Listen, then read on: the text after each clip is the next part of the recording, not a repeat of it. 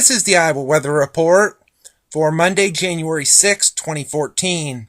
And now our first look at the 0Z GFS model run. This is at noon today. You can pretty much see there's the polar vortex right over Ontario into the Great Lakes.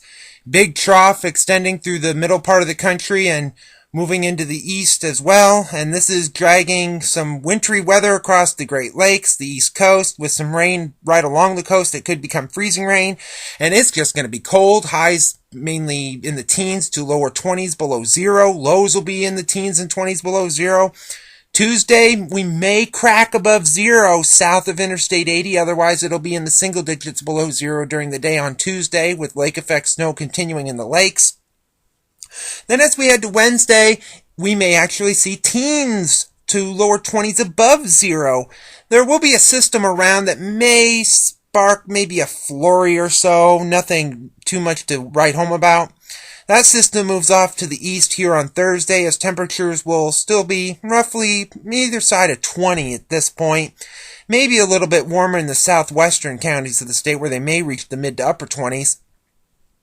Another system here on Friday is one we have to look at. This is a system that could bring some snow early in the day that could become a wintry mix, maybe some rain. We're going to have to wait and see on this system. And then that system moves off to the east on Saturday.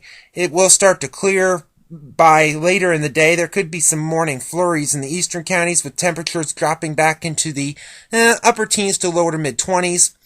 And then it warms back up here on Sunday, back to maybe the 20s to maybe lower 30s, but unfortunately another clipper system is approaching from the west and northwest with a little bit of snow activity along that. And you can see this by next Monday. You can see we have some shortwave moving just to our east. We have another piece of energy coming down from the northwest as the flow begins to turn back out of the northwest again. And what does that mean? It means it's going to start to get cold again. We have one bit of snow off to our east, another bit of snow in Minnesota and the Dakotas that could drop down, a storm off the east coast that could bring some interesting weather in New England. Going into the extended period, here is January the 17th, and oh look, the polar vortex is back again, and the flow is coming straight out of the North Pole again, a ridge over the west. What does this mean? It means we'll probably see a repeat of what we're seeing today. Maybe a little bit of snow across the area, a big storm into the Canadian Maritimes and Newfoundland and Labrador, and a flow straight out of the north. Won't that be fun? At the end of the forecast on the 21st, a negatively tilted trough axis moving across New England, another piece of energy near Winnipeg down to Grand Forks and Fargo. And with this, we could see a storm off the east coast again, maybe another nor'easter with some snow, some lake effect snow, another clipper system off to our north that could drop in with a little bit of activity then, so it could be quite active in the next 2 weeks. Satellite image from last evening, we had the storm system in New England at this point with some snow.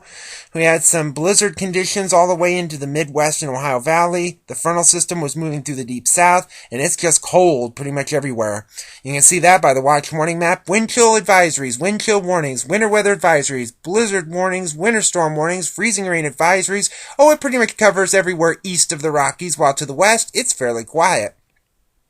QPF chart, precipitation over the next 5 days. This goes through Friday evening at 6 o'clock, showing the heaviest precipitation will be over the eastern Great Lakes into Canada, across the Pacific Northwest, and down in Oklahoma, Texas, and into Arkansas, with little around here.